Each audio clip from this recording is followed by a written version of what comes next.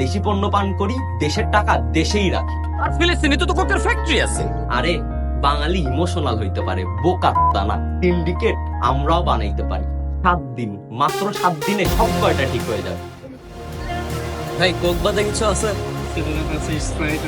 ভাই মিথ্যা একটা মডার্ন আর হচ্ছে মানে কোকা কোলা মানে বাজে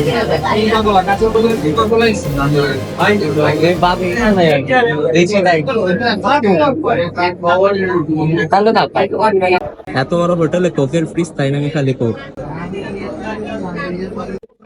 কোক স্প্রাইট নিলাম না, হোটেলে পানি তো খাওয়ালাম, পানিও কিনবে। এভাবেই কোকা কোলা কিছু লোভী মুদির দোকানদার আর রেস্টুরেন্ট ব্যবসায়ীদের সাথে মিলে গড়ে তুলেছে সিন্ডিকেট, যেখানে আমরা কোকা কোলাকে বাদ দিলেও তারই কোনো না কোনো জাত ভাইকে কখনো খেতে বাধ্য হচ্ছি, কখনো বা খেতে প্রলুব্ধ হচ্ছে। রেস্টুরেন্টে গেলে কোক বাদ দিলেও পানি কিভাবে বাদ দিব, জেনে বা অজান্তে। কিনলে অ্যাকোয়াফিনার মতো পানি পান করে বরং তাদের আরো দ্বিগুণ লাভ আমরাই দিচ্ছি। But it's time to break them down.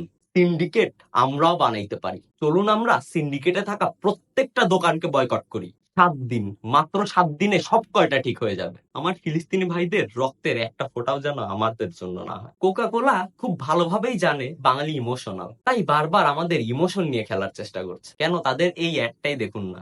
আকাশে দেখছিলা? ভাই, আকাশ কুসুম পেজ থেকে তো শেয়ার দিছিল।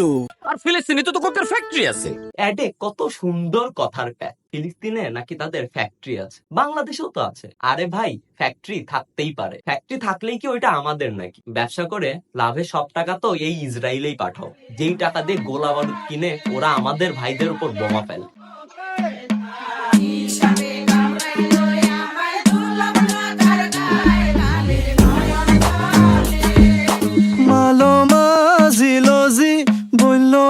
আমি করলাম কি রঙে ভাঙ্গা নৌকা বাইতে আইলাম গাঙ্গে। মার্কেটিং এর জন্য এমন একটা মালমা গান বের করে ওরা কি আমাদের হয়ে গেল নাকি? আরে বাঙালি ইমোশনাল হইতে পারে, বোকা চোদানা। তোমাদের এসব কথার মারপ্যাচ আমরাও বুঝি। It's time to hit them back. দেশি পণ্য পান করি, দেশের টাকা দেশেই রাখি। Follow one word, boycott.